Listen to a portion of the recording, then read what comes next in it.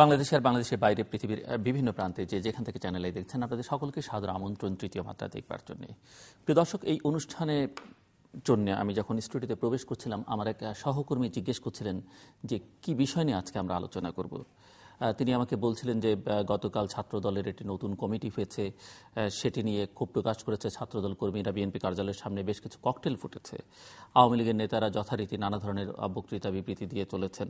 এইসব বিষয়ে আলোচনায় আসবে কিনা আমি তাকে বলছিলাম যে এই বিষয়গুলোর চাইতেও, যদিও রাজনীতি উপজীব্য বিষয় নিয়েই আলোচনা হয় তৃতীয় মাত্রায়, প্রধানত অন্যান্য বিষয় আলোচনা করবার চেষ্টা করি, কিন্তু এই সব ছোটোখাটো রাজনৈতিক ইস্যুর চাইতেও বাংলাদেশের জন্য এবং গোটা বিশ্বের জন্য অনেক বড় বড় সমস্যা আছে যেগুলো আসলে আলোচনায় নিয়ে আসা উচিত। এবং ওই বিষয়গুলোর দিকে আসলে প্রধানত নজরটা থাকা দরকার রাজনীতির, কেননা রাজনীতিবিদরাই আসলে নীতি নির্ধারণ করেন এবং দেশের সকল ধরনের সমস্যা, সেটি অর্থনীতি হোক, সামাজিক হোক, সেটি স্বাস্থ্যগত হোক, সেটি শিক্ষা সংক্রান্ত হোক, সেগুলোর নীতি প্রণয়ন, সেগুলোর সমস্যাগুলো সমাধান করবার দায়িত্ব প্রধানত তাদের। কিন্তু আমাদের রাজনৈতিক নেতৃবৃন্দ, কিছু ব্যতিক্রম হয়তো বাদ থাকতে পারে, নিজেরা এতটা কাদা ছোড়াছুড়িতে ব্যস্ত যে অনেক সমস্যার দিকেই তারা নজর দিতে পারেন না, নজর দেবার সময় পান না।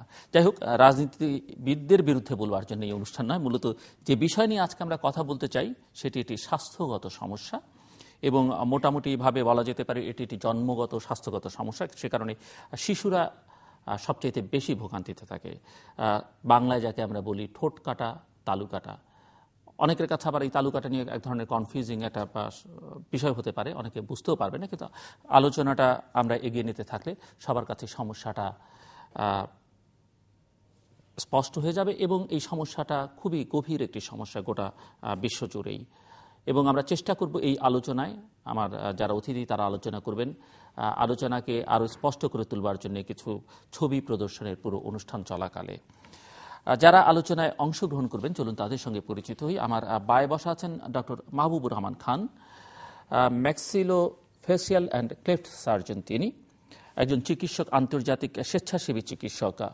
মূলত নাইরোবি, কেনিয়া নাইরোবিতে তিনি অবস্থান করেন, সেখানেই তার বেইজ, এবং বাংলাদেশি বংশোদ্ভূত বলা ভুল হবে, বাংলাদেশেই তার জন্ম, বাংলাদেশের নাগরিক, এখানেই লেখাপড়া করেছেন, কিন্তু এই মুহূর্তে নাইরোবিতে অবস্থান করছেন।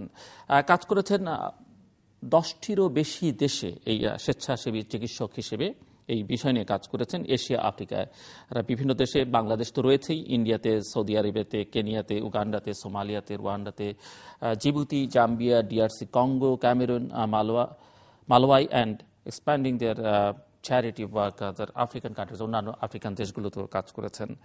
এবং তিনি মোর দেন 60 থেকে 70-এরও বেশিটি আন্তর্জাতিক এবং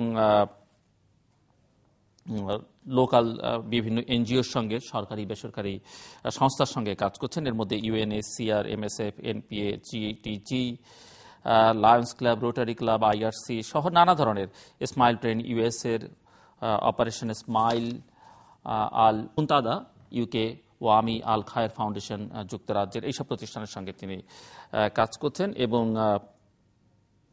আমি আগেই বলেছি যে তিনি একজন ম্যাক্সিলোফেশিয়াল সার্জন এবং ক্লেফট সার্জন। আমার ডানে যিনি বসা আছেন তিনি মূলত বাংলাদেশের অবস্থান করছেন, প্রফেসর ডক্টর সাইদ আহমেদ সিদ্দিকী। তিনি একজন plastic and cosmetic surgeon, cosmetic surgery centre limited, যেটি ঢাকার ধানমন্ডিতে অবস্থিত, সেখানে প্রধানত কাজ করেন। তিনিও মূলত ডক্টর খানের মতো নিয়মিত না হলেও বছরে একাধিকবার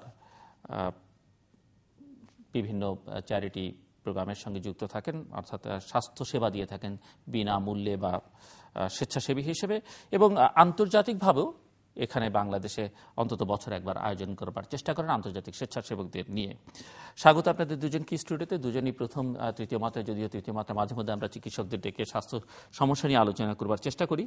এবং মূলত অনেক সমস্যা থাকলেও হয়তো এই প্রোগ্রামটি আমরা অন্য সময় করতে পারতাম, কিন্তু আজকেই কেন সেটিও বলা ভালো যে এই অনুষ্ঠানটি শেষ করেই ডক্টর খান তার যে কর্মস্থল নাইরোবির উদ্দেশ্যে যাত্রা করবেন। ডক্টর মাহবুবুর রহমান খান, আপনাকে দিয়ে শুরু করি যে ঠোঁট কাটা তালু কাটা, যেটি আমরা সহজে বাংলায় বলি, সমস্যাটা আসলে কি আপনি কি একটু এক্সপ্লেন করবেন আমাদেরকে? ঠোঁট কাটা তালু কাটা এটা জন্মগত, অনেক ফ্যাক্টর থাকে, তার মধ্যে আমি সবচেয়ে বড় ফ্যাক্টরই বলবো, যেগুলো আমাদের বা ডাক্তারি লাইনে বলা হয় না, যে আল্লাহর সৃষ্টি। বলা হয় দারিদ্রতা একটা ফ্যাক্টর, ম্যালনিউট্রিশন, বলা হয় অ্যালকোহল ইজ এ ফ্যাক্টর, বলা হয় cigarette smoking is a factor.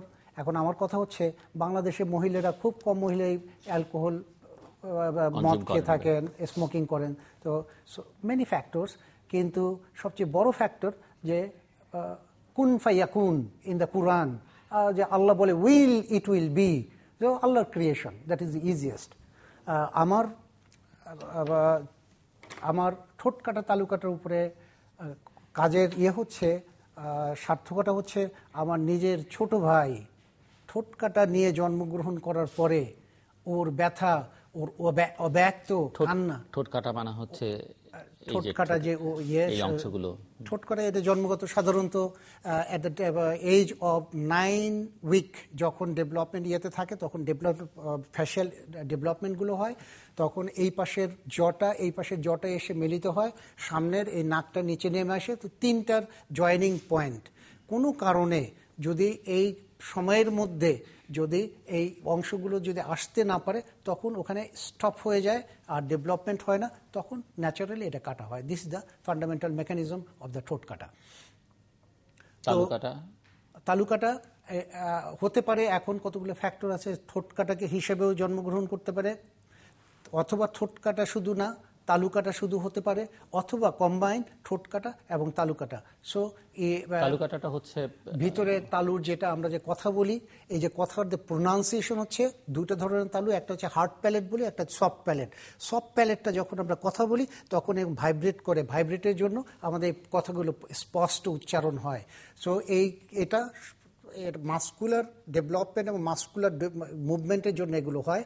আর এরকম কাটা হলে এই মুভমেন্ট আর করতে পারে না।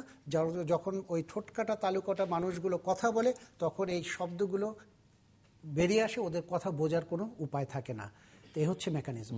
তো আপনি আপনার ভাইয়ের কথা বলছিলেন যে আপনার এইদিকে মূলত তো আপনি আমার ভাই ডেন্টাল কলেজ থেকে পাশ করেছেন, ডেন্টিস্ট হবার কথা, সেখান থেকে আমি কেন ডেন্টিস্ট, সাধারণত আমার ব্যাকগ্রাউন্ড হচ্ছে ডেন্টিস্ট্রি। কেমন করে আমি ডেন্টিস্ট থেকে একজন ম্যাক্সিলোফ্যাশিয়াল এবং ক্লেফট সার্জারিতে আসলাম, উদ্দেশ্যটা একটাই, যে আমার নিজের ঘরে, নিজের রক্তে, ভাইয়ের মধ্যে যে ঠোঁট কাটা হিসেবে জন্মগ্রহণ করার পরে তার ব্যথা, তার কান্না, তার যেসব অবস্ট্রাকশন, সামাজিক প্রতিবন্ধকতা, স্কুলে যখন যায় কেউ তার সঙ্গে খেলাধুলা করে না, এইসব ব্যথা ডক্টর হিসাবে আমার বুকের মধ্যে প্রচণ্ডভাবে আঘাত করতো সবসময়, ছোটবেলার থেকে, যে আমি একজন ডক্টর, আমার আপন ভাই এত কষ্ট পাচ্ছে, এর প্রতিকার কি হতে পারে? যার পরিণতিতে আমি সাধনা করতে করতে জীবন বিসর্জন দিয়ে দিয়েছি, যার কারণে এখন আমার প্রতি মুহূর্তে, প্রতি সপ্তাহে, প্রতি মাসে বিভিন্ন দেশে ঘুরতে হয় বছরের পর বছর।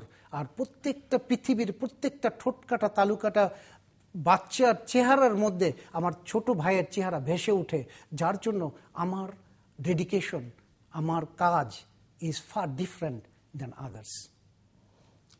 শুনবো আপনার কাছে আরো। ডক্টর সিদ্দিকী একটু বলবেন যে কেন হয়? একটি তো ডক্টর খান বললেন যে ধারণাগুলো আছে, পারসেপশন, সেগুলো সর্বাংশে ঠিক নয়।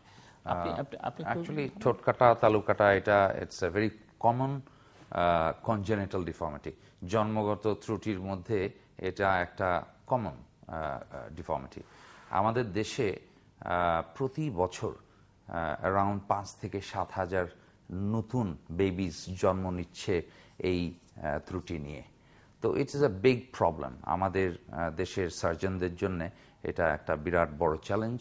এই চ্যালেঞ্জটা আমরা ফেস করছি এবং এটার জন্য অনেক কিছু করণীয় আছে আমার। কিন্তু আমি সেটাতে যাওয়ার আগে কজের ব্যাপারে যেটা বললেন, তো অলরেডি ডক্টর মাহবুব কিছুটা টাচ দিয়ে দিয়েছে, যে ম্যাটার্নাল বা মায়ের স্বাস্থ্যগত যদি কোনো ডেফিসিয়েন্সি থাকে, লাইক নিউট্রিশনাল ডেফিসিয়েন্সি, পুষ্টিগত ডেফিসিয়েন্সি, তখন দেখা যায় যে এই ধরনের বাচ্চাদের ডিফর্মিটিস নিয়ে হতে দেখা যায় বেশি কমনলি। স্মোকিং, উনি দেশে থাকে কম বলে হয়তোবা জিনিসটা খেয়াল করেননি, কিন্তু ইট ইজ ট্রু যে আমাদের ভিলেজ লেভেলে অনেক মহিলারাও স্মোকিংয়ে ইনভলভড, এবং that is one of the reasons এই সমস্ত সমস্যার পিছনে। আর কিছু আছে ক্রোমোসোমাল অ্যাবনর্মালিটিস, যেগুলোর উপরে আমাদের হাত নেই, সেটা এন্টায়ারলি সৃষ্টিকর্তার উপরে ডিপেন্ড করে। কিছু ক্রোমোসোমাল অ্যাবনর্মালিটিস থাকলে তখন বাচ্চারা এই ধরনের প্রবলেমস হয়। আরেকটা জিনিস আছে, আর্লি বয়সে যখন গর্ভবতী অবস্থায় থাকে মারা, তখন যদি ভাইরাল ইনফেকশনস হয়, বিভিন্ন ধরনের ভাইরাল ইনফেকশনস আছে, এইগুলাকেও আমরা কারণ হিসেবে মাঝে মাঝে দেখতে পাই। কিন্তু মোস্ট ইম্পর্টেন্টলি এই সমস্ত বাচ্চা আমরা যখন প্রতি বছর শয় পেশেন্টস এই ধরনের আমরা দেখি, অপারেশন করি, এদের বেশিরভাগ পেশেন্টদেরই আমরা ডিলিনিয়েট করতে পারি না এই বাচ্চাটার অ্যাকচুয়ালি কি কারণে ঠোঁট কাটা হয়েছে। কিন্তু তার জন্য আমরা খুব বেশি ওয়ারিড হই না, কারণ এটার প্রতিকার আমার হাতে আছে, একজন প্লাস্টিক সার্জনের কাছে এটার প্রতিকার আছে। একটা অপারেশন অ্যাভারেজে 45 মিনিটস থেকে 1 ঘন্টা লাগে। এতে ওই বাচ্চাটার লাইফ নতুন একটা ইয়েতে নিয়ে আসা যায় এবং ওর যে ডেফিসিট আছে এটাকে মিট আপ করে দেওয়া যায়। তো এই জিনিসগুলো আমরা চিন্তা করি যখন দেখি যে আমরা যদি টাইমলি এই বাচ্চার অপারেশন না করতে পারি কোনো কারণে, তখন ওই বাচ্চাটা আস্তে আস্তে সোশ্যাল আউটকাস্ট হয়ে যায়। কারণ ঠোঁট কাটার জন্যে দেখতে খারাপ লাগছে, এটা বাই ইটসেলফ একটা বড় সমস্যা। বাচ্চারা যখন স্কুলে যায় তখন ওই অন্য বাচ্চারা এটা নিয়ে নানান রকম কমেন্ট করে, নানান রকম দুষ্টামি করে, তখন হয় কি ওই বাচ্চাটা আবার কাছেও আসতে চায় না, হয়তো হ্যাঁ ভয় পায়, তখন ওই বাচ্চাটা স্কুলে আর যেতে চায় না। এবং তালু কাটা থাকলে আরো বড় সমস্যা হয় বাচ্চাদের, যে ডক্টর মাহবুব যেটা বললেন, কথা বলতে তখন নাকে নাকে কথা বলে, ন্যাজাল ইন্টোনেশন। তো সেই বাচ্চাদের অনেক সময় টিচার্সরাও ভুল বুঝে যে এই ঠিক করে কথা বলো না কেন। তারপরে ওর রিকারেন্ট ইয়ার ইনফেকশন হয়, ওই ইউস্টেশন টিউব ম্যালফাংশন হয় বলে কানে দিয়ে অনেক সময় পুঁজ পড়ে, তো হিয়ারিং ডেফিসিয়েন্সিজ হয়ে যায়, হিয়ারিং ইম্পেয়ারমেন্ট। তো তখন দেখা যায় যে টিচার্সরা একটা প্রশ্ন জিজ্ঞেস করলে বাচ্চা শুনতে পারে না ঠিক মতন, তখন অনেক সময় বকা খায়, বাচ্চারা তিরস্কার করে। এটা নিয়ে হয় কি ওই বাচ্চাটা স্কুল থেকে আলটিমেটলি ড্রপ আউট হয়ে যায়। তখন ওই বাচ্চাটা গ্রো আপ করে, সমাজে একটা শিক্ষা পায় না, তখন বড় হয়ে বাবা মা এই বাচ্চাকে ভালো একটা চাকরির ব্যবস্থা করতে পারে না, একটা ভালো বিয়ে হয় না, and it becomes a burden for the family and also for the nation. বিরাট একটা প্রবলেম এটার সাথে জড়িত আছে, ইটস নট জাস্ট দেখার ব্যাপার। শুনবো আরো কথা আপনার কাছে। ডক্টর খান, একটু বলবেন যে আফ্রিকাতে আপনি তো মূলত কাজ করেন এই বিষয় নিয়ে বেশি, আফ্রিকাতে সমস্যাটা কি রকমের? এবং আমরা একটু আগে যখন কথা বলছিলাম স্টুডিওতে প্রবেশ করবার আগে, এমনও হয়েছে যে সেই আদিম যুগের মতো মেরে ফেলবার কথা বাচ্চাদেরকে রাখতেও চান না বাবা মা অনেক সময়, অনেক ক্ষেত্রে। অনেক ক্রুশিয়াল, ইয়েস অফকোর্স, অনেক ক্রুশিয়াল হিস্ট্রি আছে, কালচারাল প্রবলেম আছে। তার আগে রেশিও অফ দ্য রেস, হোয়াইটদের মধ্যে, এশিয়ানদের মধ্যে সবচেয়ে বেশি পার্সেন্টেজ দেখা যায় ওয়ার্ল্ড ওয়াইড, তারপরে হোয়াইট, আর সবচেয়ে কম দেখা যায় কালোদের মধ্যে, আফ্রিকানদের মধ্যে। তারপরেও আফ্রিকানরা আমাদের lack of surgeons, lack of facilities and everything, very few surgeons do this work. আমাদের সবচেয়ে হাইয়েস্ট, আমাদের টিমটা সবচেয়ে বেশি কাজ করে, প্রায় 3,500 ক্লেফট সার্জারি করি আমরা আফ্রিকার মধ্যে, প্রায় 10টা দেশে। 3,500 মানে এই পর্যন্ত? নো, পার ইয়ার। পার ইয়ার? কতজন আপনাদের টিমে? আমাদের 3 জন, আমরা 2 জন মাত্র সার্জনস, আমাদের 4 জন অ্যানেস্থেটিস্ট থাকে, একজন anaesthesia consultant, 3 operation theatre nurse, 2 ICU nurse, তারপরে IT and cameraman and journalist. Total around 15 to 19 team members. এই টিমটা নিয়ে আমরা সারা পৃথিবীতে ঘুরে বেড়াই। আমাদের বিভিন্ন দেশের এখন মিনিস্ট্রি অফ হেলথ ডাইরেক্টলি আমাদের সঙ্গে কাজ করছে, আমাদের ইনভাইট করছে। We are partnering programme. Ministry of health mobilisation of the patient, hospital facilities, transport and local support দিচ্ছে। আমরা আমাদের skilled man power with suture supplies, operation থিয়েটারের জন্য যেসব জিনিসপত্র, সেগুলো, তাতে করে কাজগুলো খুব সহজ হয়ে যায়। সবাই যদি হাত দেয় প্রতিবন্ধকতা কম। এক্সপেরিয়েন্স অফ দুইটা এক্সপেরিয়েন্স, একটা হচ্ছে রোগীদের এক্সপেরিয়েন্স, একটা হচ্ছে ডক্টরদের এক্সপেরিয়েন্স। রোগীদের এক্সপেরিয়েন্স, আমার একটা বেস্ট এক্সপেরিয়েন্স হচ্ছে 2-3টা দেশে। একটা দেশে আফ্রিকার আর এশিয়ার ইয়েতে একই না, জিওগ্রাফিক্যাল পজিশন। আফ্রিকায় there is a very remote area, যেখানে রিচ করতে 3-4 দিন লেগে যায় বাই রোডে, কোনো রাস্তাঘাট নেই, কোনো ইয়ে নেই। তো একটা এনজিও আর একটা ইন্টারন্যাশনাল এনজিও কাজ করতে যাচ্ছিল, অন দ্য ওয়ে ওরা দেখলো যে একটা বাচ্চা, ঠোঁটকাটা বাচ্চা মানিয়ে যাচ্ছে অ্যান্ড ভেরি ম্যালনারিস্ট। তখন ওই এনজিওটা শুনছে যে আমাদের আর একটা ক্যাম্প হচ্ছে, আসি, they bring the child to us. এটা আনার পরে তার মা রিফিউজ করছে যে না, করবে না। তার মাকে বের করে দেওয়া হয়েছে ফ্যামিলির থেকে। The husband reject for this child. Child was thrown to the bush without food, without things, be sure the animals will come and eaten up. This is a true story. আর একটা হচ্ছে, আর একটা মোম্বাসার একটা ঘটনা, এক টিন এজড মেয়ে এসছে মায়ের সঙ্গে, 19 বছরের। মেয়েটা খুব ইন্টারেস্টেড। আমরা যখন ছবি টবি দেখালাম যে এই তো অপারেশনের আগে তুমি এরকম, অপারেশনের পরে তুমি এরকম হয়ে যাবা, এবং মেয়েটা ছবি দেখে খুব interested, I want to do. কিন্তু মা কমপ্লিটলি রিজেক্ট করলেন যে না, এটা যেহেতু it is a something God has created, it will remain like that, you can be operated. নিয়ে forcefully the remove. At the end আমরা পুলিশ ফোর্স করে পরে অপারেশন করে ঠিক করে দিলাম। আর একটা ঘটনা বরিশালে, যেটা বললেন যে সামাজিক, ইয়েস, বরিশালের একটা গৌরনদীর একটা মেয়ে, 22 বছরের একটা মেয়ে, ইমিডিয়েটলি অপারেশন করার পরে আমরা ক্যাম্প ক্লোজ করে যেতে পারি নাই, সঙ্গে সঙ্গে 3 দিন পরে বিয়ে হয়ে গেছে। তো অনেক ঘটনা এরকম ঠোঁট কাটা, তালু কাটা যেগুলো যারা করে, 1 নম্বর প্রবলেম হচ্ছে রোগীদের। 2 নম্বর problem doctors problem, skillness problem. যে team, cleft lip surgery is a team work, it's not only single man show. প্রত্যেকটা ডিপার্টমেন্টের ভেরি ইম্পর্টেন্ট রোল প্লে করতে হয়। একটা নার্স কেমন করে নার্সিং কেয়ার করবে, একটা ঠোঁটকাটা তালুকাটা বাচ্চার, যেমন মাদারীপুরে গত সপ্তাহে একটা 2 সপ্তাহের বাচ্চা দেখলাম যে টিউব লাগানো, এনজি টিউব, এবং পাইপ দিয়ে খাওয়ানো হচ্ছে। তো খাওয়ানোর একটা প্রবলেম, যেহেতু তালুকাটা থাকে, বাচ্চারা সবসময় বসে থাকতে এই পজিশনে খাওয়াতে হয়, এবং বড় স্পুন দিয়ে খাওয়াতে হয়। তারপরে এইসব যদি ল্যাক অফ নলেজ থাকে, তখন বাচ্চাদের মায়েরা খাওয়াতে পারে না, খাওয়ালে চেস্টের মধ্যে চলে যায় infection, and so that is the problem. এটা very important to train the people, train the doctors, train the society that yes, this is a very simple operation, it's no risk. এখন nowadays the anaesthesia become so improved যে এখন আর ওই risk ফ্যাক্টরগুলো নেই।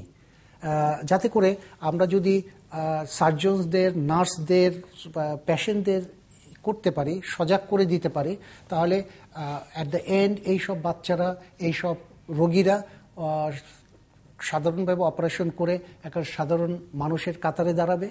সামাজিক যে প্রতিবন্ধকতা, সামাজিক যে বার্ডন, সোশ্যাল বার্ডন থাকবে না আমাদের, এবং তাতে করে সমাজ উপকৃত হবে, পরিবার উপকৃত হবে, এবং সে he can establish himself in this society and can contribute for the country. বাংলাদেশের চিকিৎসা কি ধরনের, মানে কতটা available? Cleft lip surgery, cleft palate surgery, এক কথায় বললে ইট ইজ অ্যাভেলেবল।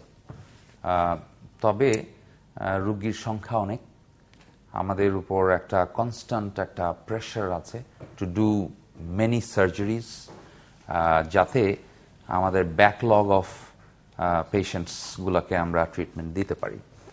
কারণ একটা জিনিস খেয়াল করলে দেখা যায় যে এখনও আমরা মাঝে মধ্যে ক্যাম্পস যখন করি, তখন অ্যাডাল্ট পেশেন্টস পাই আমরা, বয়স হয়ে গেছে, ইভেন 60s কোঠাতেও আমরা পাই যার ঠোঁট কাটা আছে। তো অনেক সময় আমরা ইন্টারেস্টিংলি জিজ্ঞেস করি যে ভাই অথবা চাচা, আপনি এটা কেন করার নাই আগে?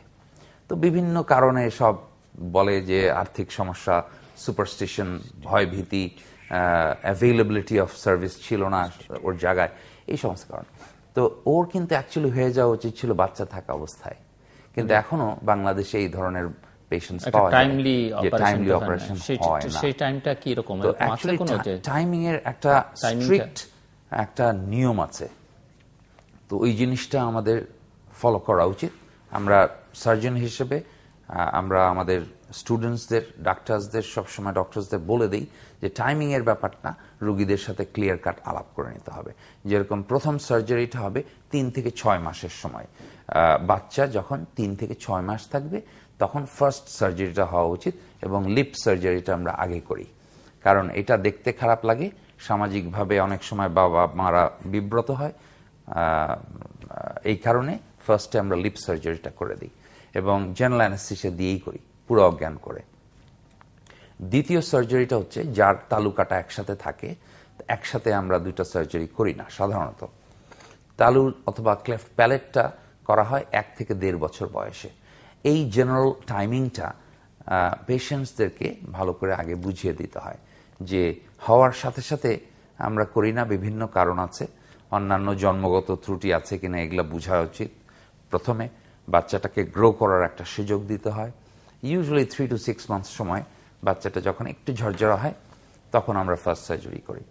এবং গামে একটা ক্লেফট থাকে, ওটাকে আমরা বলি ক্লেফট অ্যালভিওলাস, যেখানে ক্যানাইন টিথটা উঠে, দাঁতটা, ওই জায়গাটায় একটা হাড়ের মধ্যেও একটা গ্যাপ তৈরি হয়। তো ওই ক্লেফট অ্যালভিওলাসটাকে আমরা বোন গ্রাফটিং দিয়ে ওটাকে ক্লোজ করে দিই। That is the third surgery. সেটা করা হয় রাফলি 6 থেকে 8 বছর বয়সে। তো এই 3টা স্টেপ প্রথমত আমাদের ডক্টরসদের ভালোভাবে জানা দরকার এবং এই জিনিসটা কনভে করা উচিত টু দ্য পেশেন্টস প্যারেন্টস, যাতে পেশেন্টরা টাইম মতন এসে সার্জারি করে ফেলতে পারে। লিপ সার্জারি একটু দেরি হলে দেখতে খারাপ লাগে, এটার জন্য চাইল্ডের কোনো সমস্যা, বড় রকম সমস্যা হবে না।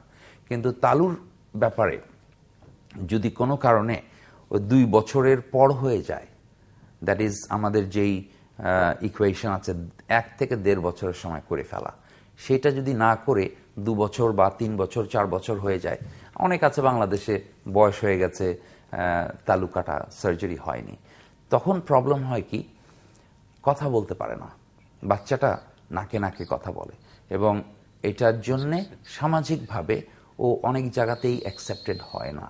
তো এই জিনিসটা আমরা করি কি, বড় হয়ে যাওয়ার পর আমরা সার্জারি করে দিই ঠিকই, কিন্তু ওই নর্মাল ভয়েসটা তখন আর আসতে চায় না।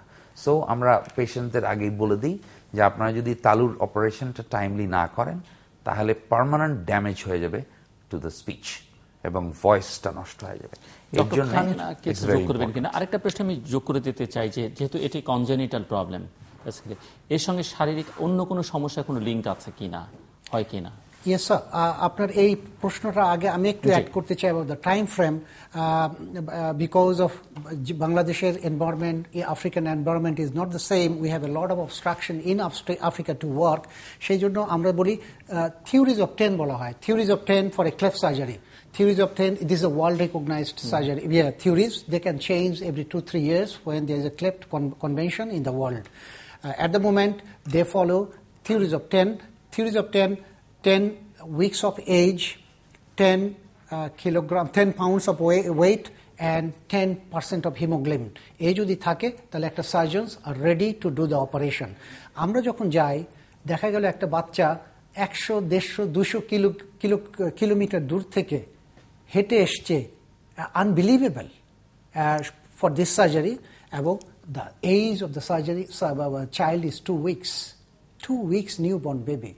এবং সেই ক্ষেত্রে আমরা যদি বলে দিই যে না এই বয়সের কারণে, because you don't fall on the theories of this and we reject your operation, this is inhuman, we can see only the tears on their eyes. তো এই জন্য we are changing the whole world. We changing the whole world theories. কারণ আমরা বলি the angels doesn't come to write the books. একটা medical বই আমাদের মতো ডক্টররা লিখছে, angels doesn't come to write these theories. আমরা এই theories establish করেছি। তো আমরা যদি করি, I am a doctor, তো why not we try another one? যতক্ষণ পর্যন্ত একটা জীবন safe and they are getting benefit, yes, do that. তো এই জন্য theories we don't follow. We follow clinically the patient is stable. My team, surgeons, anesthetists, can you do this? Can you put the anesthesia? Yes, we are confident. Do that. And we do. যার কারণে we don't give the emphasis of the book, what the book says about the age and other factors. Another thing, যে any complication, cleft lip surgery আমরা যখন আরো discussion করব, প্রচুর complication, and all this complication of the cleft surgery is not for the patient. প্যাশেন্টের জন্য এই complication হয় না, এই কমপ্লিকেশনগুলো হচ্ছে যে সার্জনদের জ্ঞানের অভাবের জন্য। আমরা যখন আরও ডিসকাশন করব সার্জনরা কেমন হওয়া উচিত এবং এগুলো আমরা আর ডিসকাস করব। Velopharyngeal insufficiency is one of the big factor complication of the cleft palate. Cleft palate যখন করা হয় তখন আমরা যদি সার্জনরা খুব সজাগ না হয়, তার তার নিজের জন্য একটা সারা জীবন, সেই রোগীটা সারা জীবন কষ্ট পাবে, কথা বলতে অসুবিধা হবে।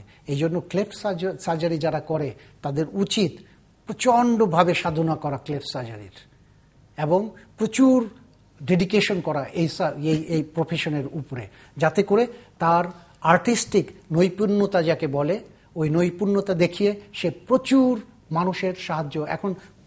এখন এমনভাবে সার্জারি করা উচিত যে অপারেশনের পরে কেউ বুঝতেও পারবে না যে এই লোকটা ক্লেফট ছিল। You can do that, it's possible. Bring the miracles of your finger.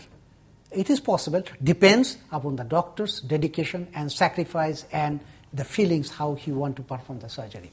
Yes, what is the question, sir? আমি প্রশ্ন করেছিলাম যে যেহেতু এটি কনজেনিটাল প্রবলেম, মানে এর সঙ্গে শারীরিক অন্য কোনো সমস্যার কোনো লিঙ্ক আছে কিনা, বা এই ধরনের রোগীদের আর কোনো শারীরিক সমস্যা হয় কিনা?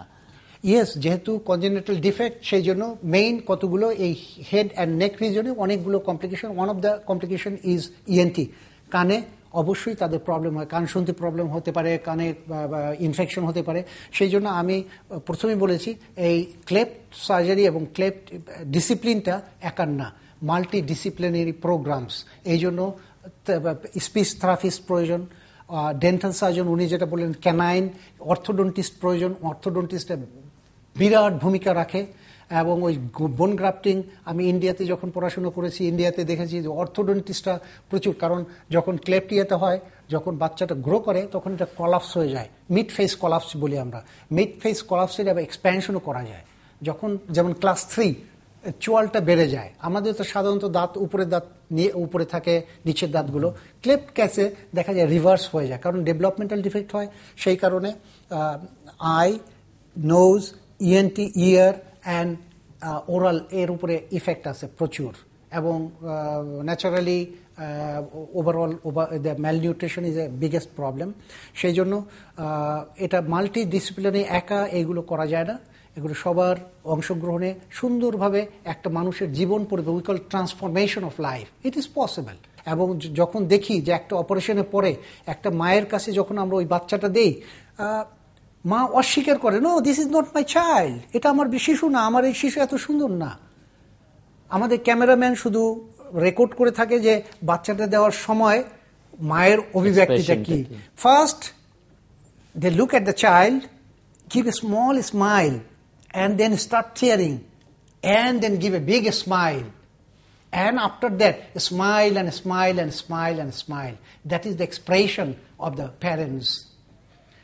আমরা কিছু পাই না এই অপারেশন করার পরে, আমাদের শুধু চোখের জল পাই মানুষের, কারণ এত গরিব মানুষের সেবা, ওদের দেবার কিছু নেই শুধু। and that is the biggest thing, that the tears of the eye we get everywhere in the world. Doctor Siddiqui, একটু বলবেন যে বাংলাদেশে যেহেতু চিকিৎসকদের প্রসঙ্গ আসলো, নার্সেসদের প্রসঙ্গ আসলো, অ্যানেস্থেশিয়ার প্রসঙ্গ আসলো, এগুলো মানসম্মত বা যথার্থ ট্রেনিংয়ের ব্যবস্থা বাংলাদেশে আছে কিনা, আপনারা সেগুলো পারেন কিনা? আর আপনি যেহেতু নিজেও, ডক্টর খান তো এখানে বিদেশি চিকিৎসকদের, নার্সেসদের নিয়ে এসে ক্যাম্প করেন, অন্যান্য দেশেও করেন, আপনি নিজে লোকালি ক্যাম্প করেন, আবার বিদেশি ভলান্টিয়ারদের এনেও করেন। সেটি আপনাকে বিদেশি ভলান্টিয়ার এনে কেন করতে হয়? কারণ অন্যান্য ক্ষেত্রে তো আমরা এই জিনিসটি দেখি না, এই চিকিৎসার ক্ষেত্রে কেন করতে হয় একটু আপনার কাছ থেকে শুনবো, পরে ডক্টর খানের এক্সপেরিয়েন্স শুনবো। অ্যাকচুয়ালি এই জিনিসটা আমি স্টার্ট করেছি ফ্রম 2009-এর শেষ দিক দিয়ে। 2010-এ ফুলি ইনভলভড হয়েছি উইথ অপারেশন স্মাইল, যেটা একটা US based organisation. It's a very big organisation. Asian headquarters হচ্ছে সিঙ্গাপুরে। তো ওরা আমাকে অ্যাপ্রোচ করলো অ্যাজ এ প্লাস্টিক সার্জন, যে বাংলাদেশে আমাদের অ্যাক্টিভিটি নাই, would you like to get involved, আমরা এসে তোমাদের এখানে কিছু সার্জারি করে দিয়ে যাব, এবং তোমাদের এখান থেকে সার্জন নিয়ে আমরা অন্যান্য দেশে কাজ করব। তা আমি সাথে সাথে রাজি হলাম, বললাম যে ইয়েস, আমার এই ইন্টারাকশনটার প্রয়োজন আছে। তো এখন প্রতি বছর ওই সিঙ্গাপুর বেসড যেই কোয়ার্টার্স, ওখান থেকে একটা মাল্টি ন্যাশনাল একটা টিম তৈরি করে, রাফলি অ্যাবাউট 40 জন ডক্টরস, অ্যানেস্থেটিস্ট, নার্সেস থাকে। এরা আসে ইউজুয়ালি উইন্টারের দিকে, ডিসেম্বর, জানুয়ারি এরকম সময় এসে 7 দিন ধরে আমরা ফ্রি পেশেন্টস দেখি এবং সার্জারি করি। তো এতে হয় কি, আমাদের এখান থেকে কিছু সার্জনস থাকে, আমাদের এখান থেকে কিছু নার্সিং স্টাফ থাকে, এবং বিদেশি টিম থেকে শুধু যে আমেরিকা থেকে আসা তা না, এখানে অনেকগুলো দেশ থেকে সার্জনসরা আসে এবং কিছু কিছু সার্জনস আছে ইংলিশ ভালো বলতে পারে না, কিন্তু উই ম্যানেজ। এবং এখানে এই ইন্টারাকশনের ফলে আমি দেখেছি যে আমাদের দেশের সার্জনরা বেশ কিছু জিনিস শিখতে পারে, আমাদের নার্সেসরা বেশ কিছু জিনিস নিতে পারে ওখান থেকে, ভালো জিনিসগুলা যেগুলা বাইরের টিমের কাজের মধ্যে প্রকাশ পাচ্ছে। এবং আমি বলবো যে আমাদের মধ্যেও আমরা যে এত পেশেন্টস দেখি, আমাদের কাছ থেকেও বিদেশি সার্জনসরা অনেক কিছু জানতে পারে, অনেক কিছু বুঝতে পারে। ইভেন টেকনিক্যাল সাইডসও আমরা দেখেছি আমাদেরকে অনেক সময় ওরা অ্যাপ্রিসিয়েট করে, প্রশংসা করে। তো এই ইন্টারাকশনটা আমার কাছে খুব ভালো লাগে এবং আমাকে এবং আমাদের আরও কিছু সার্জনস আছে যারা ক্রিডেনশিয়ালড, কারণ অপারেশন স্মাইল অর্গানাইজেশনটা এমন একটা অর্গানাইজেশন যেখানে যে কোনো সার্জন যে সার্জারি করতে পারবে না। এখানে ওরা ক্রিডেনশিয়ালস সব দেখে, তারপরে সার্টিফিকেশন করে ওই সার্জন, অ্যানেস্থেটিস্ট এবং নার্সেস, তারপরে ওরা they are allowed to operate on patients. এরা গরিব বাচ্চা হলেও ওই বড়লোক বাচ্চাদের বা যারা অ্যাফ্লুয়েন্ট সোসাইটি থেকে আসছে যে বাচ্চা, তাদের যেভাবে সার্জারি করছি আমরা এক্স্যাক্টলি ওই বস্তি থেকে যে বাচ্চাটা আসছে এক্স্যাক্টলি ওই সেম টেকনিক, সেম ওষুধ এবং সেম অ্যানেস্থেশিয়া দিয়ে আমরা কাজ করব। এটি হচ্ছে অপারেশন স্মাইলের মটো এবং যেটা আমার কাছে মনে হয় যে this is the right thing. গরিব বাচ্চা বলে আমরা ওই গোজামিল দিয়ে একটা কাজ করবো অথবা একটা ওষুধ কম দেব, সেই জিনিসটা এরা অ্যালাউ করে না। এবং এই জিনিসটার পরিপ্রেক্ষিতে আমাদের সিঙ্গাপুর অফিসের সাথে কথাবার্তা হয়ে আমাদেরকে বলল যে you can do your own camps. তো এখন গত 3 বছর ধরে আমরা নিজেরাই ক্যাম্পস করছি without help from outside. That is বছরে 3টা লোকাল ক্যাম্পস করি আমরা। আমাদের সেন্টার আছে কসমেটিক সার্জারি সেন্টার ধানমন্ডিতে, ওখানেই আমাদের হসপিটাল অফিস থেকেই ফান্ড জোগাড় করি আমরা এবং আমরা ওখানে সারাদিন ভরে ওই স্লাম অথবা বস্তির থেকে যে আমরা বাছাই করে বাচ্চা নিয়ে আসি এবং ওই বাচ্চাদের আমরা সার্জারি করে দিই। এবং এটা আমরা কিছুদিন পরে আমি সিঙ্গাপুরে যাচ্ছি, ওখানে হিউম্যানিটেরিয়ান মিশনসের উপরে একটা কনফারেন্স আছে। তো ওই কনফারেন্সে মিনি মিশনস বলি আমরা, 1 দিনের 2 দিনের মিশনসগুলোকে, ওই মিনি মিশনসকে ওরা এনকারেজ করে। এটা হয় কি, আমরা লোকাল এক্সপার্টিসটা ডেভেলপ করে, আমরা we are no longer dependent on outside help.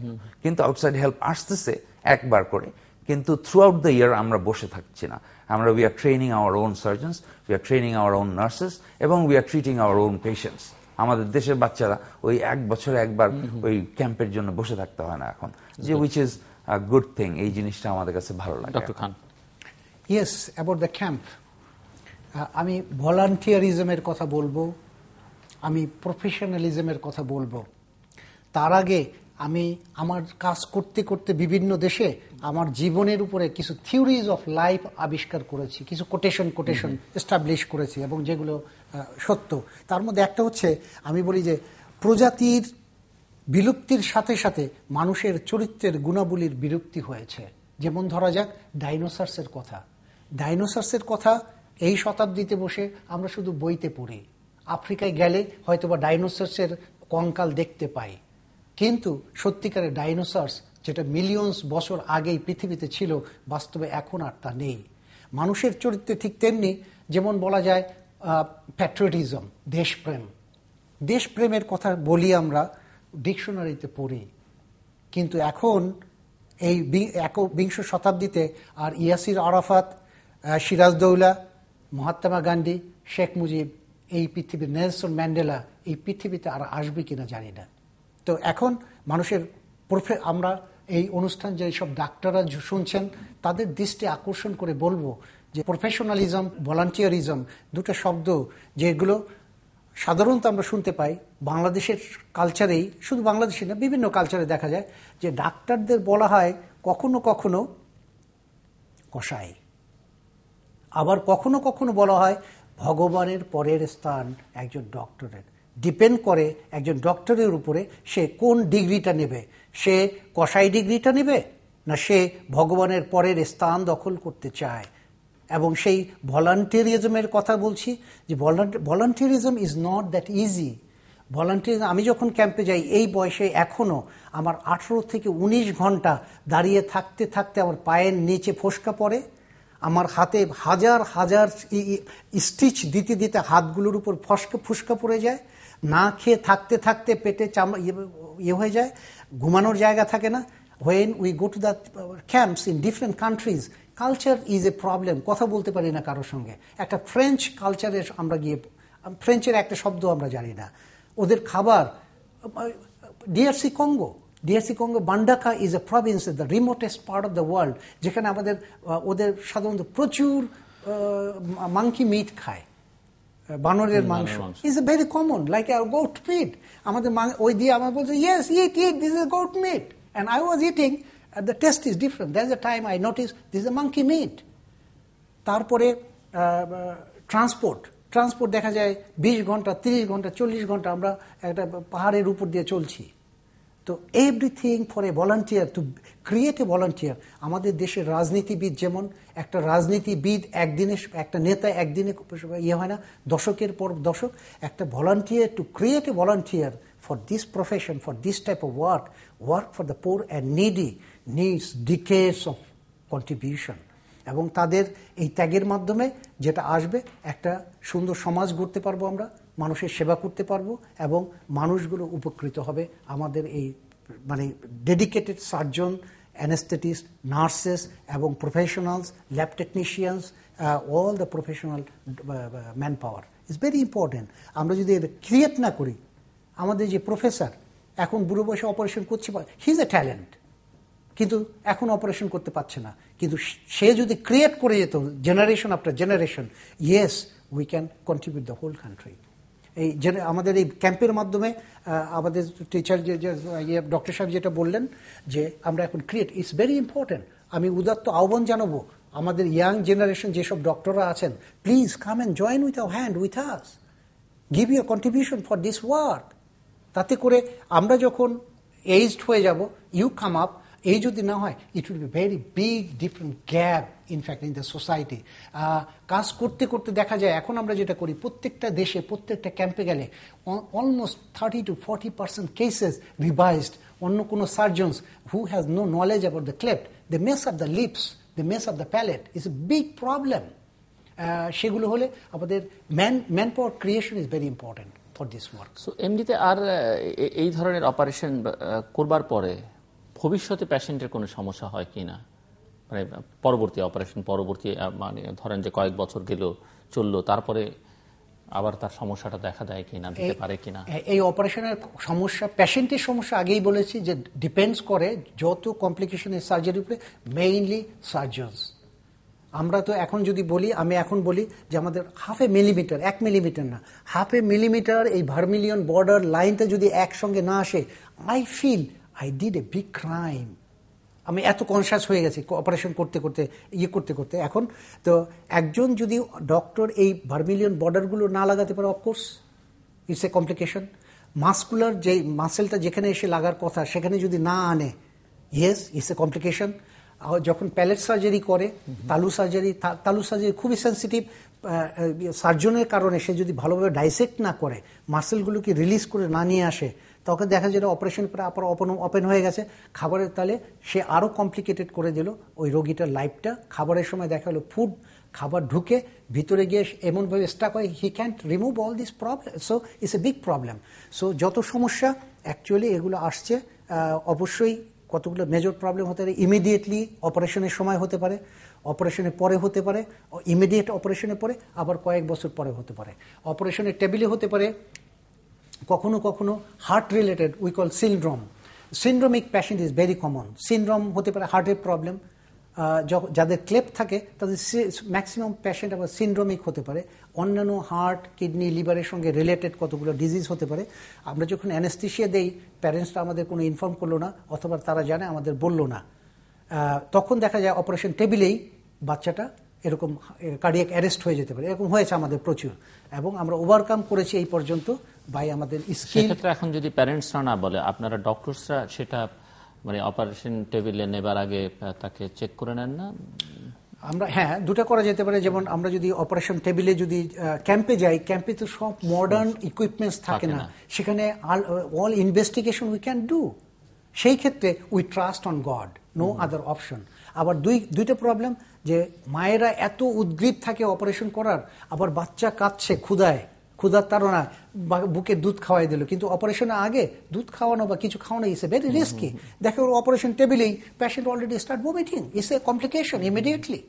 আবার অপারেশনে দেখা গেল ওই বাচ্চাটার ব্লাড, রক্ত সংক্রান্ত কোনো ডিজিজ, যেমন হিমোফিলিয়া, অপারেশন পরে দেখা যাবে সেগুলো আমাকে ইনফর্ম করেনি, ব্লিডিং হতে পারে, over bleeding is a problem. So operation টেবিলে কতগুলো কমপ্লিকেশন হয়, ইমিডিয়েটলি আপনার অপারেশনে দেখা যায় বাচ্চা পড়ে যায়, এরকম আসছে, ইমিডিয়েট আমরা ক্যাম্প শেষ করা না করে আবার চলে আসছে, কি হয়েছে, 2-3টা সেলাই খুলে গেছে, কেন, বাচ্চা পড়ে গেছে। সেই জন্য আমরা ভেরি কেয়ারফুলি বলে দিই বাচ্চাটাকে কেমন নার্সিং করতে হবে। আবার অপারেশনের কয়েক বছর পরেও কমপ্লিকেশন হতে পারে, যেমন specially fistula is very big problem. Doctor Siddiqui কিছু যোগ করবেন? বিশেষ করে আমি যোগ করব এটা যে প্রতিটা পেশেন্ট অপারেশন করার আগে আমি যেটা আগেও বললাম, যে ওদেরকে আমরা অ্যাডিকুয়েট কেয়ার দিচ্ছি কিনা সেটা অপারেশন স্মাইল এনশিওর করতে চায় আমাদের যে অর্গানাইজেশনটা। এবং ওরা they never allow any baby to get an operation under general anaesthesia without basic investigations like CBC বলে, হিমোগ্লোবিন লেভেল দেখতে হবে এবং ব্লাড কাউন্ট দেখতে হবে এবং একটা চেস্ট এক্সরে লাগে মোস্ট অফ দ্য টাইম। এই জিনিসগুলো ছাড়া কখনোই আমরা সার্জারি করি না। এবং এটার জন্যে যাতে পেশেন্টের এক্সট্রা কোনো এক্সপেন্ডিচার না লাগে সেটার জন্য আমরা আলাদা ইনভেস্টিগেশনের জন্য একটা ফান্ড রাখি। এবং আমরা কিছু প্যাথোলজিক্যাল সেন্টারের সাথে আমরা পার্টনারশিপে গিয়েছি, যে আমরা সারা বছর তোমার কাছ থেকে আমরা আমাদের প্রাইভেট পেশেন্টসদের ইনভেস্টিগেশন করাবো, কিন্তু আমরা যখন ক্যাম্প করব তখন তোমরা আমাদেরকে একটা সাবসিডাইজড ইয়েতে, টোটাল ফ্রি না করো, সাবসিডাইজড ইয়েতে ইনভেস্টিগেশনসগুলো করে দাও। তো এখানে ঢাকাতে আমাদের we get those sort of facilities. তো যে কারণে আমরা সিন্ড্রোমিক বেবিজ যে বললো, যেটা it's a very difficult situation, ওই ধরনের পেশেন্টসদের সমস্যা হওয়ার সম্ভাবনা থাকে জেনারেল অ্যানেস্থেসিয়া দেওয়ার সময়। তো এর জন্য আমাদের যতটুকু সম্ভব হিস্ট্রি নিয়ে এবং এক্সামিনেশন করে, বেসিক ইনভেস্টিগেশনস করে আগের থেকে ডিলিনেট করে নেওয়া, না হলে প্রবলেমস ফেস করতে হতে পারে। This is possible. আর এমনিতে আপনার কাছে কি মনে হয় যে এই ধরনের রুগীদের তো দেখেন, তাদের পরিবারদেরকে দেখেন, সামাজিক অ্যাটিচিউডটা এই পেশেন্টদের প্রতি কি থাকে, পারিবারিক বাবা মায়ের? অত্যন্ত দুঃখজনক যে আমাদের দেশে, বাংলাদেশে, ডক্টর মাহবুব যেরকম বলল যে আফ্রিকাতে অনেক ধরনের সমস্যা আছে যেটা আমাদের দেশে নাই, কিন্তু তারপরেও এদিক দিয়ে আমরা এখন অনেক পিছিয়ে। লাইক সুপারস্টিশনটাকে আমরা অনেক গুরুত্ব দিই। আমরা গ্রামেগঞ্জের কথা বাদ দিলাম, আমরা শহরের মধ্যেই শিক্ষিত ফ্যামিলির মধ্যেও আমরা দেখি যে এই ধরনের কুসংস্কার রয়ে গেছে। এবং অনেক সময় দাদা দাদি অথবা নানা নানিদের মধ্যে থেকে ওই বাচ্চাকে অপারেশন করার ব্যাপারে একটা নেগেটিভ কমেন্ট অথবা নেগেটিভ বাধা হিসেবে দাঁড়ায় যায়, যে না, এটার অপারেশন করার প্রয়োজন নাই, অথবা পরে দেখা যাবে। ওই যে টাইমিং এর কথা বলেছিলাম, যে দেরিতে করলে বিরাট বড় সমস্যা হয়, এগুলাতে অনেক সময় প্রবলেম করে। তো আমরা এই বছর থেকে ভেনিউটা আমরা কনফার্ম করে ফেলেছি, যে ইন্টারন্যাশনাল মিশনসগুলো আমরা, Japan Bangladesh friendship hospital has given us the partnership, যে ওরা আমাদেরকে অপারেশন থিয়েটার্স ইউজ করতে দেবে এবং ওদের হসপিটালটা আমরা ইউজ করতে পারবো ফর 7 days। তো এদিক দিয়ে আমরা অনেকটা নিশ্চিন্ত হয়েছি। এবং আমরা আমাদের ভলান্টিয়ার্সের যেই টিম ওয়ার্কটা, এটা তো সবসময় রেডি আছি। এবং আমরা হোপফুলি এই সামনের জানুয়ারিতে ইন্টারন্যাশনাল মিশন আমরা একটা করতে যাব। তার আগে আমরা ছোট্ট একটা মিশন হবে নভেম্বরে। তো আমার মনে হয় যে বাংলাদেশ, আমরা খুব খারাপ পারফর্ম করছি না। Within the next few years আমার মনে হয় যে অনেকটা সেলফ সাফিসিয়েন্ট হয়ে যাব ইন ক্লেফট সার্জারি। আর অনেক সময় দেখা যায় যে এই যে আমরা ডিসেবল পেশেন্টদের ক্ষেত্রে আলোচনা নিয়ে আসি, বা এখন যে অটিস্টিক বাচ্চা, যে অটিজমে, এদের ক্ষেত্রে স্কুলগুলো যেন এইসব বাচ্চাদেরকে রিসিভ করে, সিম্প্যাথেটিক হইতে হবে। প্রত্যেকটা স্কুলে এরকম একটা অ্যাপ্রোচ অনেকেই করবার চেষ্টা করছেন। আপনি দুটো স্টুডেন্ট একটা বা ক্লেফট তিনটে বেবিজদের জন্য তাই। এদের এবং ক্ষেত্রে এরকম আমি একটা কথা উল্লেখ করে রাখি, নাহলে ঠিক হবে না, যেটা হচ্ছে আমরা ক্লেফট ক্যাম্পস বলছি নামে, কিন্তু আমরা we are also providing service for burn patients. বাংলাদেশে burn is a big problem, specially বার্নের পরে যেই কমপ্লিকেশনস গুলো হয়, ডিসফিগারমেন্ট গুলো হয় মুখে অথবা অন্যান্য জায়গায়, জয়েন্টসে কন্ট্রাকচার হয়ে যাচ্ছে, ওগুলোর অপারেশনস আমরা করি এবং ওগুলাকে আমরা ফেরত দেই না। ডক্টর খান, ক্যাম্পের ব্যাপারে আমার ডক্টর যেটা বললেন, দুটো ব্যাপার তার camp, we pray for your camps and we say from this programme বাংলাদেশের জনগণ জানতে পারবে আমরা কাজ করছি, কত তারিখে কাজ করছি। আপনার ক্যাম্প হয়তো বা জানুয়ারিতে হবে, আমরা দোয়া করি আপনার ক্যাম্প সাকসেসফুল হোক। আমাদের ক্যাম্পের ব্যাপারে আমি গত 8 বছর, this will be my 9th international free medical mission, cleft lip, palate and maxillofacial surgery. এখন আমরা বার্নের শুরু করছি, গতবার থেকে বার্নের। এটা আমাদের এখনই ফ্যামিলি বেসড, আমরা 3 ভাই আমরা করে থাকি সাধারণত, আমাদের ডেডিকেশনে হয়। আমেরিকা থেকে একটা আসে, টিম আসে, ওরা আমাদের কিছু সাপ্লাইজ দেয়। কেনিয়ার থেকে যে টিমটা আমি মেইনলি 14 জনের টিম নিয়ে আসি, কেনিয়ার থেকে আমাদের একটা অর্গানাইজেশন আমাদেরকে স্পন্সর করে টিকিট, যার জন্য কাজগুলো সহজ হয়ে যায়। আমাদের ক্যাম্প হবে 13ই ফেব্রুয়ারি 1915 সাল, শুক্রবার, মাদারীপুর 2015, মাদারীপুর ডিস্ট্রিক্ট হসপিটালে। আমরা করব 13ই ফেব্রুয়ারি থেকে 18ই ফেব্রুয়ারি পর্যন্ত অপারেশন করব এবং রোগী বাছাই হবে। আর 20 ফেব্রুয়ারি থেকে 24 ফেব্রুয়ারি 2015 সালে আমরা করব চিটাগং পোর্ট হসপিটাল। আমাদের এই দুইটা ক্যাম্প সাইটে আমরা গত 8 বছর যাবৎ ক্যাম্প করে আসছি। প্রতি ক্যাম্পে আমরা প্রায় 350 রোগী দেখি ক্লেফট লিপ, ক্লেফট প্যালেটের উপরে এবং ম্যাক্সিলোফ্যাশিয়াল সার্জারির উপরে কেউ বাংলাদেশে এখনো পর্যন্ত কাজ করেন না। প্রচুর টিউমার হেড নেক রিজিয়নে, অনেক বড় বড় টিউমার। আমার কিছু ছবি আছে যে অপারেশনের আগে কেমন 35 years tumour on this head and he doesn't sleep on this side. After operation ওর বউ আমার কাছে এসে কেঁদে বলল যে আমার স্বামী 35 বছর যাবৎ এই পাশে ঘুমায়নি, আজকে রাত্রে প্রথম ঘুমালো। It's very sensitive issue. এই ধরনের পেশেন্ট কিন্তু আমরা ঢাকা শহরে চলতে ফিরতে দেখি, অনেক আছে। তবে আমি একটা জিনিস একটু কারেকশন যদি করতে দেন, উইথ ডিউ রেসপেক্ট, যে ম্যাক্সিলোফেশিয়াল সার্জারিটা রিসেন্টলি বাংলাদেশে বেশ কিছুটা ডেভেলপমেন্ট হয়েছে এবং আমরা মিশনসে 1 বা 2 ম্যাক্সিলোফেশিয়াল সার্জনস নিয়ে কাজ করি, যাতে আমাদের স্পেকট্রাম অফ অ্যাক্টিভিটিটা ওয়াইড থাকে, যাতে আমরা সব ধরনের কাজ হেড নেকে এবং বার্নস সবগুলাই ট্রিট করতে পারি। So this is something good for us. Bangladesh যে এগোচ্ছে সেটার একটা প্রমাণ বলা যায়। That's great. এখন আমরা যেটা করি, বার্নের উপরে কাজ করি উইথ দি ডিফারেন্ট থিওরিজ। বার্নের উপরে আমরা যেটা করি, লোকাল টিস্যু, আমরা ওই grafting we try to avoid, because আমরা তো খুব শর্ট টার্মে 1 সপ্তাহ 2 সপ্তাহ থাকি এক একটা দেশে, এক একটা ক্যাম্প সাইটে। ওই ক্যাম্প সাইটের মধ্যে বার্ন কেসগুলোকে যদি গ্রাফটিং করে করা হয়, it will be very difficult. তো আমরা বার্ন কেসে এখন হেড নেকে বার্ন করি, যেটা লোকাল টিস্যু আমরা ম্যানেজ করে we close the primary closure and we get the good result. Burn কেসের উপরে আমরা এখন কতগুলো স্টাডি করছি যে how we can avoid the graftings and new techniques can we implement on it. ম্যাক্সিলোফ্যাশিয়ালের উপরে আমরা প্রচুর কাজ করছি বাংলাদেশে। আর এই প্রোগ্রামে আপনার যে প্রোগ্রাম জানুয়ারি, ফেব্রুয়ারি, নভেম্বর, ডিসেম্বর, জানুয়ারি, ফেব্রুয়ারি 4 মাসেই আমরা পাচ্ছি যে এই দেশে ক্লেফট লিপ, প্যালেট এবং হেড নেকের উপরে প্রচুর কাজ হবে আমাদের। এরকম কি হয় যে একই পরিবারের একাধিক পেশেন্ট এরকম পাওয়া যায়? Yes, we have father and child. We have volumes of cases, the father and child. 3 বোন একসাথে। এটি কোন জেনেটিক?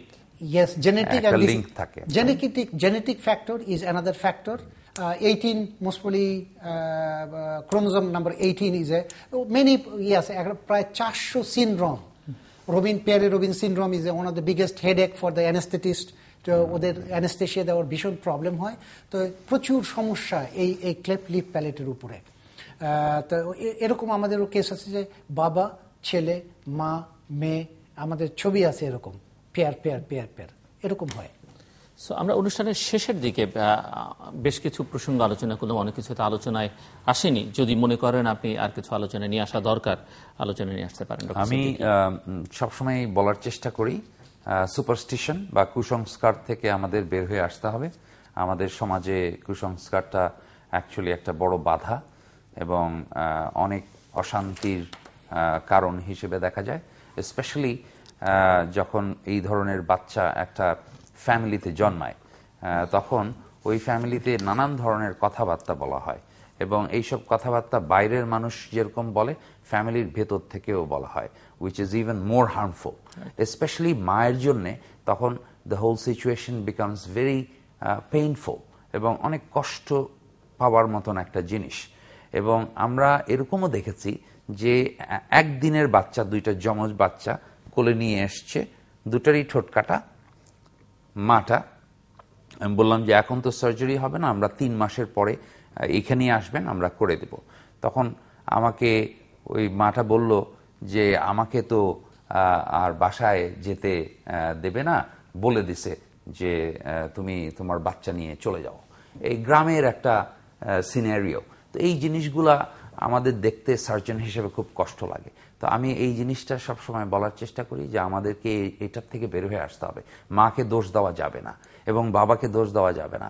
এটা কেন হয় আমরা অনেকগুলো কারণ জানি, কিন্তু ওই বাচ্চাটা কি কারণে হয়েছে ওরকম সেটার ব্যাপারে ডিলিনেট করা মোস্ট অফ দ্য টাইম যায় না। তো যে কারণে আমার অ্যাডভাইস হবে ফর দ্য প্যারেন্টস যে সুপারস্টিশনের দিকে মনোযোগ না দিয়ে অথবা কান না দিয়ে listen to your doctor, do the operation, timely অপারেশনটা করিয়ে নেন, তাহলে you will be fine. Doctor Mahbubur Rahman Khan. Yes, যেহেতু এটা চ্যারিটি রিলেটেড ওয়ার্ক, সুতরাং আমি চ্যারিটি দিয়ে শুরু করব। আমার ছোট্ট একটা ঘটনা, the first charity of my life. I built up my life with very different situation. আমার জীবনের প্রথম চ্যারিটি ছিল 1 বোতল ফান্টা, যার মূল্য ছিল 2.5 টাকা।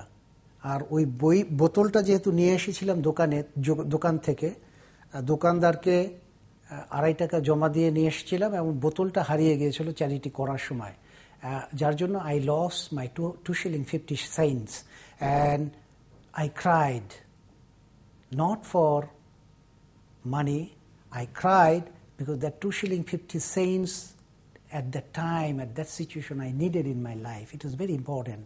আর এখন আমি বলি আপনার 20 বছর পরে আমার জীবন থেকে যদি $2.5 লক্ষ হারিয়ে যায়, I will not Cry that much. এখন আমি বলি আমার চ্যারিটি কোন দেশে কত মানুষ কতভাবে কত সময় ভোগ করে, I don't know, I don't count. About this charity I request, I attract the young doctors, nurses and volunteers, please come up. Volunteerism is very important for the society, for the poor people, for the especially this type of passions what we are talking about. আমরা যদি ভলান্টিয়ারিজমটাকে important দেই, আমরা যদি ত্যাগ স্বীকার করতে পারি, আমরা যদি ডেডিকেট করতে পারি আমাদের জীবনে, you enjoy your life, you can be a very big doctor in the world. এখন আমরা বিভিন্ন দেশে গেলে গর্ববোধ করি। আমি এখন বলি না আই এম আফ্রিকান, আমি বাংলাদেশি বলে আমি বাংলাদেশি হিসেবে গর্ববোধ করি। এবং গর্ববোধ করা যায় একটা ডক্টর হিসেবে একটা শহরে অথবা একটা দেশে প্র্যাকটিস করা যায়। আর সেই সৌভাগ্য যদি একটা ডক্টরের এই চ্যারিটির মধ্য দিয়ে 10 থেকে 15টা দেশে কাজ করার সুযোগ পাওয়া যায়, ইটস এ গ্রেট অ্যাচিভমেন্ট। তা আমার request, we need a lot of doctors, we need a lot of volunteers for this work. Any doctors want to dedicate, welcome sir. দর্শক, আমরা অনুষ্ঠানের শেষ প্রান্তে তৃতীয় মাত্রা সম্পর্কে আপনারা লিখতে পারেন ডাকে, ইমেইল, SMS এর মাধ্যমে, ইন্টারনেট আমাদের অফিসিয়াল ওয়েবসাইট অথবা সোশ্যাল নেটওয়ার্কগুলোতে যেসব পেজ রয়েছে সেই সব পেজে আপনারা আপনাদের মতামত রাখতে পারেন। আর আপনাদের মতামতে আমাদের অনুষ্ঠান তৃতীয় মাত্রা আপনি দেখতে পাবেন প্রতি বৃহস্পতিবার এবং শুক্রবার বাংলাদেশ সময় 2টোয়, বুধবার দুপুর 11:30 এবং শুক্রবার দুপুর 1:05 দেখবার আমন্ত্রণ। অধ্যাপক ডক্টর সাঈদ আহমেদ সিদ্দিকী এবং ডক্টর মাহবুবুর রহমান খান, অসংখ্য ধন্যবাদ আপনাদের দুজনকেই। দর্শক, কথা বলছিলেন দুজন চিকিৎসক, দুজনই কাজ করছেন মূলত সার্জন হিসেবে। ঠোঁট কাটা, তালু কাটা একটি সমস্যা আমরা যদি এবং অনেক টিউমার, বড় বড় টিউমার নিয়ে রাস্তায় আমরা প্রচুর লোকজনকে দেখতে পাই চলাফেরার সময়ও। এই ধরনের এই ঠোঁট কাটা রোগীও আমরা কিন্তু প্রচুর দেখতে পাই, গ্রামে গঞ্জে যেমন শহরেও দেখতে পাই, এবং তাদের নিয়ে তারা কাজ করছেন এবং এটি চিকিৎসা তারা মনে করেন সহজ করতে চাইলে এবং যারা রোগী তারা এই বিষয়ে আতঙ্কিত হবার বা শঙ্কিত হবার কোনো কারণ নেই। পরিবারের সদস্যদের কোনো কুসংস্কারে মধ্যে সীমাবদ্ধ থাকবার কোনো কারণ নেই। এর চিকিৎসা আছে এবং তার চেয়ে বড় কথা হচ্ছে যে এর চিকিৎসা যারা করছেন, অপারেশন যারা করছেন, যে দুজন চিকিৎসক করলেন, একজন বাংলাদেশে করছেন, নিজের দেশের ভেতর থেকে করছেন, বাইরের থেকে স্বেচ্ছাসেবকদের নিয়ে এসে করছেন, বাইরের সহায়তা নিয়ে করছেন, আরেকজন বাংলাদেশেরই চিকিৎসক বাংলাদেশে করছেন, থাকছেন আফ্রিকাতে এবং এই মানব সেবা করে বেড়াচ্ছেন পৃথিবীর বিভিন্ন দেশে। এবং এই ধরনের রোগীদের জন্যে তারা এক ধরনের সৃষ্টিকর্তার আশীর্বাদ স্বরূপ বলা যেতে পারে এবং তারা আশ্বস্ত করতে চান যে এর সহজ একজন রোগীর চেহারা পুরোপুরি পাল্টে দেয়া, এমনকি তার এখানে আলোচনা এসেছে যে বাবা মাও হয়তো চিনতে পারেন না তার সন্তানকে, এমন একটা অবস্থায় নিয়ে যাওয়া সম্ভব। দরকার যেটি সেটি আলোচনা এসেছে, সেটি অবশ্য জাতিগতভাবে আমাদের সবার ক্ষেত্রেই প্রয়োজন, কেবল চিকিৎসকদের ক্ষেত্রে বললে হবে না। ডেডিকেশনের কথা বলেছেন, কঠোর পরিশ্রমের কথা বলেছেন, আন্তরিকতার কথা বলেছেন, নিষ্ঠার কথা বলেছেন, এই জিনিসগুলোর দরকার। এবং সেবার মানসিকতাটা চিকিৎসকদের, যারা নার্সেস আছেন তাদের, এবং তাদের আরও ট্রেনিংয়ের প্রয়োজন। এটি অবশ্য রাষ্ট্র সহায়তা দিতে পারে, শুধু রাষ্ট্রই নয়, বেসরকারি পর্যায়ে বাংলাদেশে অনেকেই, কারণ যারা কাজ করছেন তারা খুব একটা রাষ্ট্রীয় সহায়তা নিয়ে করছেন না, বেসরকারি সহায়তাও অনেকে করতে পারেন। অনেক কর্পোরেট হাউস আছে এখানে বাংলাদেশে, অনেক বড় বড় কর্পোরেট হাউস আছে, তারাও সহায়তা দিতে পারেন। আমরা আশা করব যে এই রোগ নিয়ে, ঠোঁটকাটা তালুকাটা নিয়ে বা এই ধরনের সমস্যা নিয়ে শিশু জন্ম নেবার পরেই আতঙ্কিত না হয়ে বরং যত দ্রুত সম্ভব চিকিৎসকের শরণাপন্ন হওয়া, এবং চিকিৎসক যিনি থাকবেন তিনি যেন নিষ্ঠার সঙ্গে, আন্তরিকতার সঙ্গে সেবাটা দেন। দর্শক আমাদের সাথে থাকবার জন্য অসংখ্য ধন্যবাদ। আপনাদের সবার জন্য শুভকামনা।